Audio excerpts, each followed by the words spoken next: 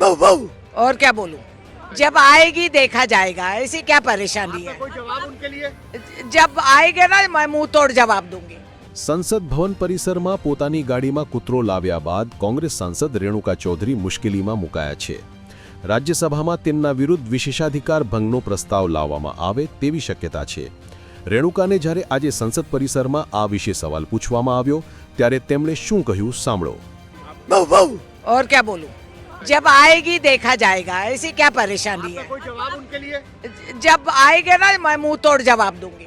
કોંગ્રેસના સાંસદ રેણુકા ચૌધરી ગત 1 ડિસેમ્બરે પોતાની કારમાં એક રખડતા કૂતરાને લઈને સંસદ પહોંચ્યા હતા, જેના કારણે વિવાદ ઊભો થયો હતો.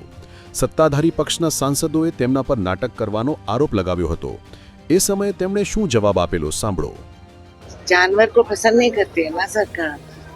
गूंगा जानवर गाड़ी में चले गए तो इनको क्या तकलीफ है. काटने वाला कुत्ता दिखा क्या, इतनी सी तो है. काटने वाले और है पार्लियामेंट में, कुत्ते नहीं.